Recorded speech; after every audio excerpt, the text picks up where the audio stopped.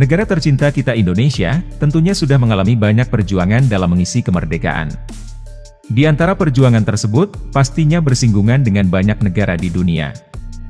Dari semua negara, ada yang beberapa di antaranya pernah memiliki hubungan yang intens dengan Indonesia. Baik itu pertemanan maupun perdebatan. Namun seiring perkembangan zaman, negara-negara tersebut tidak lagi memiliki sikap yang sama pada negara kita. Berikut daftar negara-negara yang dimaksud.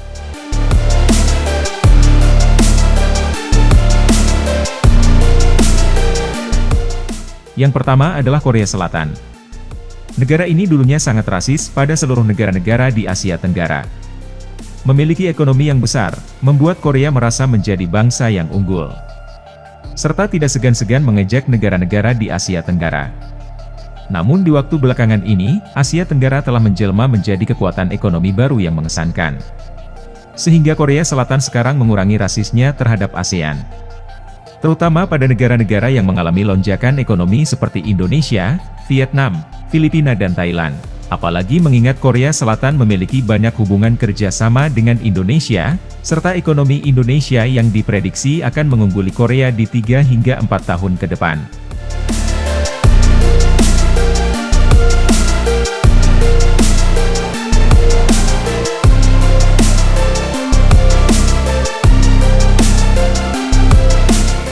Yang kedua adalah China. Bisa kita lihat dari pasang surut sengketa Laut Cina Selatan yang berbatasan langsung dengan Laut Natuna Utara. Pertama China gencar mengangkat isu tersebut adalah di era Pak Susilo Bambang. China sangat agresif melakukan intimidasi kepada semua negara yang berkepentingan termasuk Indonesia. Namun semenjak Jokowi menjabat, sontak China selalu meminta diskusi khusus ketika berhadapan dengan Indonesia.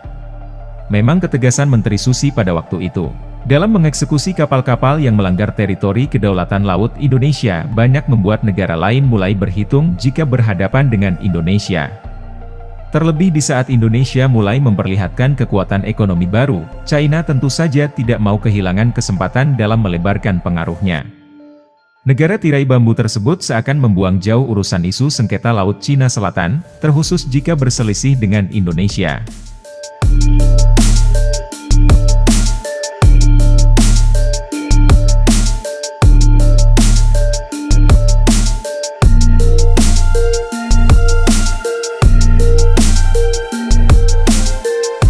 Yang ketiga adalah Amerika Serikat. Di mana dalam waktu dekat ini Amerika nampak lebih pro pada Indonesia.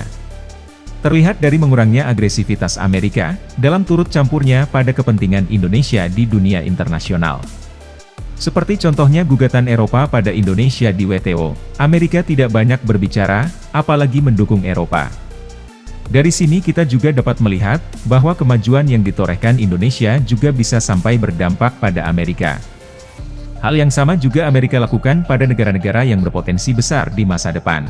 Mungkin saja ini adalah strategi dari Amerika, yang dimana setelah Indonesia kali ini melihat sikap Amerika yang netral, akan membuka peluang baginya untuk bekerja sama lebih intensif di kedepannya.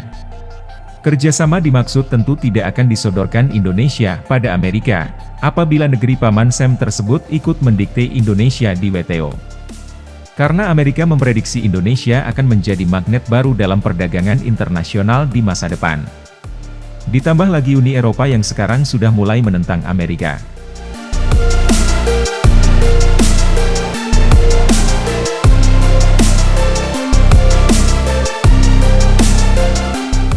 Yang keempat adalah Australia. Melihat Indonesia semakin maju, sikap Australia sebenarnya di luar dugaan. Negeri kanguru ini semakin meningkatkan kerjasama dengan negara kita. Mempererat hubungan bilateral, juga kerjasama lainnya di banyak bidang. Kedekatan Jokowi dan Perdana Menteri Australia yang terjalin sangat baik, membuat kedua negara saling maju bersinergi menjadi kuasa besar di kawasan. Yang sebenarnya jika kedua negara membuat suatu fakta pertahanan, maka negara adik kuasa lainnya akan berpikir dua kali untuk mengganggu wilayah besar Indonesia-Australia. Sayang sesuatu ini sulit terwujud, karena kedua negara diyakini memiliki ideologi dengan sudut pandang yang berbeda. Namun daripada itu semua, kemajuan Indonesia ditanggapi positif oleh negeri kanguru tersebut. Karena dengan majunya Indonesia yang bersahabat, juga akan memberikan keuntungan bagi Australia.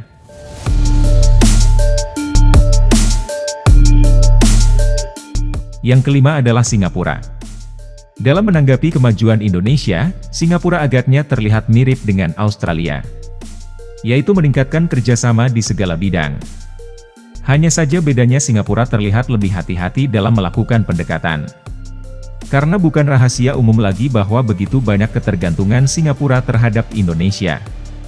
Di antaranya adalah bahan mentah mineral bumi sebagai asupan perusahaan kilang dan smelter di negaranya. Itu hanya sebagian kecil, belum lagi di sektor lainnya yang membuat Singapura tidak mudah lepas dari Indonesia.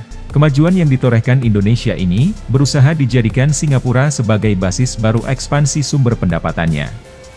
Namun tentu saja pemerintah Indonesia sangat mengkalkulasi tujuan Singapura tersebut, sehingga kedua negara hanya dapat menjalankan suatu kerjasama yang saling menguntungkan.